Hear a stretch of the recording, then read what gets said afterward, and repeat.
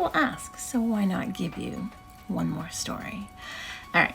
So in the same house on the Cape that was built in the 1900s, my father lived there by himself during the winter. This was pretty much a summer town. On the Cape, a lot of the towns down there are really only inhabited, like fully inhabited during those spring and summer months, when everyone's off. And so my dad was there over the winter.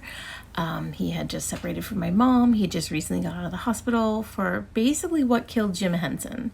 And so he was healing and getting better and doing better. And so he was living in this house and by himself. And it's kind of a large house. And like I told you, it's super weird. So he was getting these phone calls. And like he'd walk in the door and the phone would start ringing, he'd pick it up and like no one would be there. So he had kind of got himself a little stalker for while he was down there.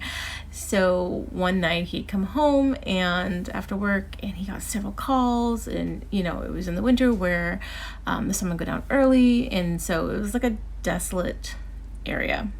He was like one of the only houses with lights on at this point. So he's sitting in the kitchen, and the phone keeps ringing, keeps answering, and finally he's like, "Cut it out! Stop calling me.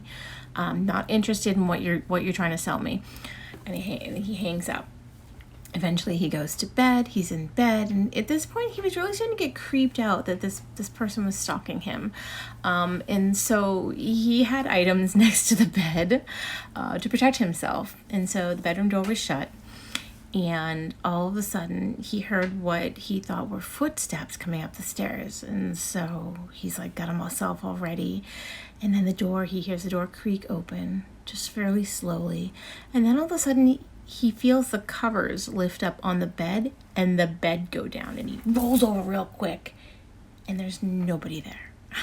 Like, nobody. He's like, I was wide awake. I had not been drinking. I don't know what was going on. I'm like, I can tell you what was going on. And he was like, no. And I was like, yep. So this happened probably a handful of times, and every time he'd go and flip on the light or he'd roll over and there's nobody there. And he was like, a woman was getting in bed with me. And I was like, yeah, a woman ghost.